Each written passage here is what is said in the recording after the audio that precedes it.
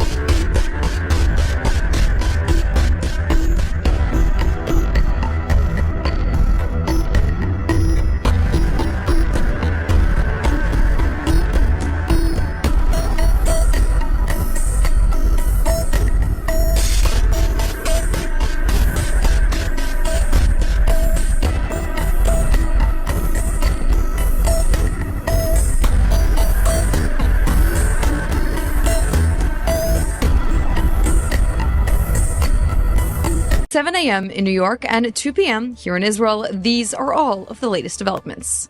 In the latest comments from Washington about the potential resumption of the war with the Islamic regime, U.S. Vice President J.D. Vance said that despite speculation, there is significant progress with the negotiations process with the regime.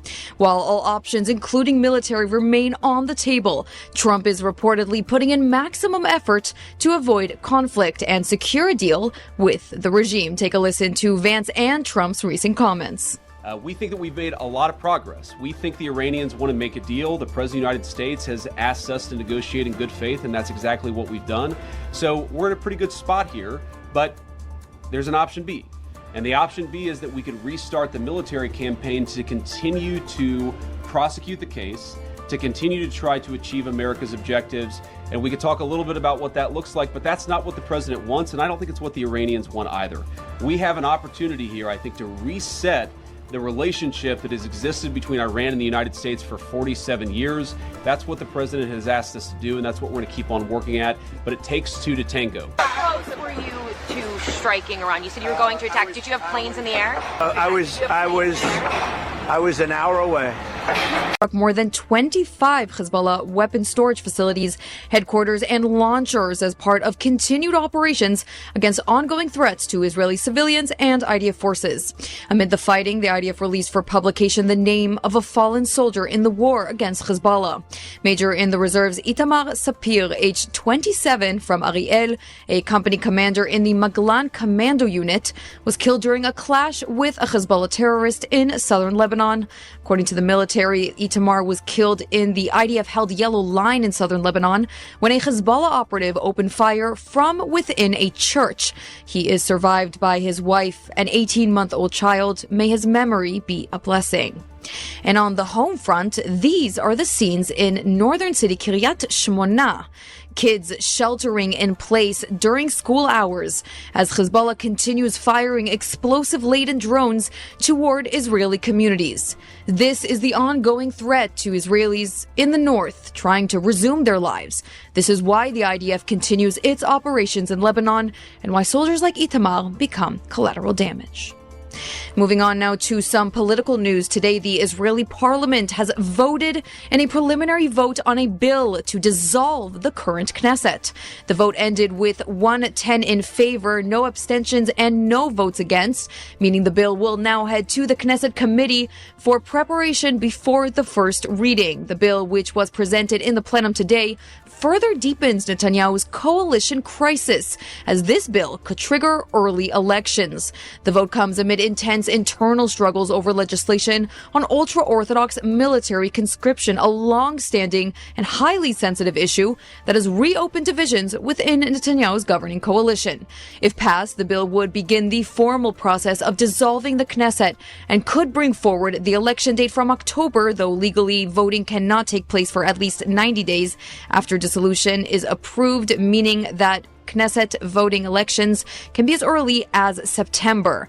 Now, behind the scenes, Netanyahu is reportedly making last-minute efforts to prevent a breakdown in the coalition, including pushing for advancement of the controversial Haredi conscription draft legislation in committee talks that resumed this morning. This alongside other last-ditch efforts to pass bills before the coalition falls apart, if at all. About Iran and how long to hold off on strike? He's fine. He'll do whatever I want him to do. He's very, very good man. He'll do whatever I want him to do, and he's a great guy. To me, he's a great guy. Don't forget, he was a wartime prime minister, and he's not treated right in Israel, in my opinion. I'm right now at 99% in Israel. I could run for prime minister, so maybe after I do this, I'll go to Israel, run for prime minister. I had a poll this morning. I'm 99%, so that's good. But no, he's a wartime prime minister, and I just don't think they treat him well. I think they have a president over there that treats him very poorly. You're on the same page with him on Iran? Yeah. Has the president to anyone about replacing Lauren Boebert?